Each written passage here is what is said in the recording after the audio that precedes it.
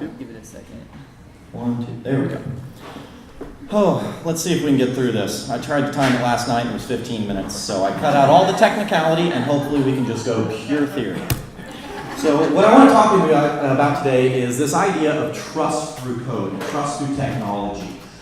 It's a really interesting time that we live in. The internet has changed our lives, oftentimes for the better, sometimes for the worse. It just depends on how much you post on Facebook. But I really want to share the current technological standards and where we're at today. So like I said, my name's Karl. I grew up in Valley Center, graduated high school there, lived in the Wichita metro area pretty much my whole life. Wanted to get out of here as soon as possible when I got out of high school. So I went to K-State, parked my way out, ended up graduating from Friends University.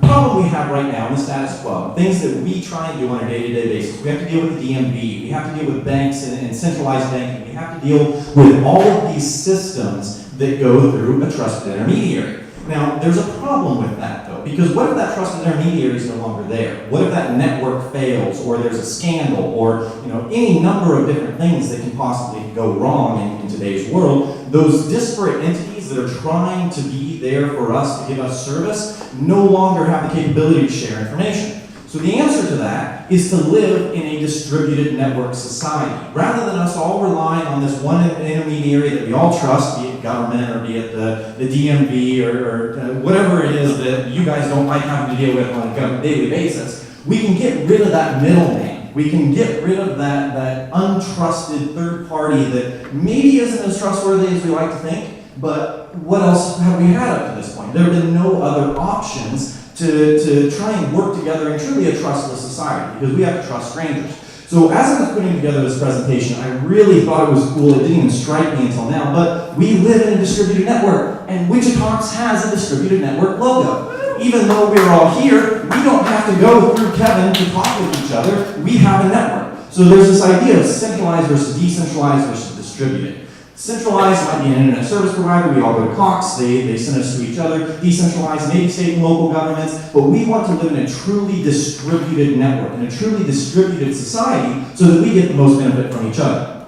One of the ways this is happening technologically right now is Bitcoin. However, Bitcoin has some issues. There's a lot of negativity around it. There's a lot of people who see it as an illicit item for people to do internet drug deals and a whole number of different things. But it was created in 2009 by Satoshi Nakamoto. Who is Satoshi Nakamoto? Nobody knows. Maybe he's one guy, maybe he's a group of people. There have been 2 cases recently. One actual Satoshi Nakamoto, wasn't him, Craig Wright. They say it might be him, but we don't know. So we'll have to wait and see. But that is an issue, because in Bitcoin currently, if you control more than 51% of the market share, you control the market, and you control the truth in the market, which we'll talk technicality on that and how that influences afterwards if you want to talk technicals, but I'm sure you don't want to hear me blabber like that. So that's one of the issues with Bitcoin now. The other is that there's a lot of scandal because it's a very highly unregulated industry. I don't know if any of you have heard of Mt. Gox, but they're a major Bitcoin broker-dealer. They lost about $620 million of their customers' funds from mismanagement. They say it was a hack, but we all don't think so.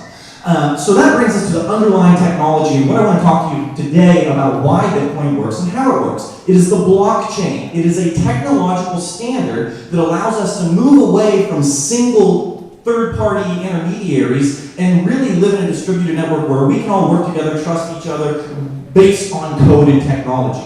And the way this works is through what's called a distributed ledger system. So in a distributed ledger, every node in the network, or almost every node, has a job of maintaining that ledger. That could be anything from documents to records. And there's 4 things that any distributed ledger has to have. They are data aggregation, proof of authenticity, data notarization, and it has to be pretty darn near instantaneous, because we don't want to all stand at Quick Trip waiting for our card to run 10 minutes later.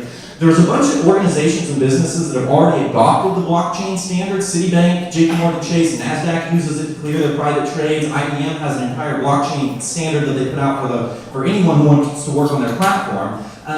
But it is changing. It is coming around. All of this to come back in and show what the implications for this could possibly be. Because in the world we live today, we live in a trustless society. I am not going to trust a random stranger. A business is not going to trust that I really truly brought their product instead of stealing it from the store. The implications applications here are endless, truly endless. We could have centralized databases, distributed databases of government contracts, of property deeds, of financial transactions instantaneously across the globe and without cost. Right now, if you have a ticket in Wyandotte County and you are trying to get your license in Wichita, they don't know about it. So break free of these old antiquated systems. Break free of these chains that are holding us back. Embrace the new technological standard because it's here and you've got to deal with it. And so we need to move forward and adopt the blockchain because it will be as revolutionary for our lives as the internet has been. No one could have predicted everything that the internet would be today 20 years ago. That's where we are with blockchain today. So thank you all for coming out.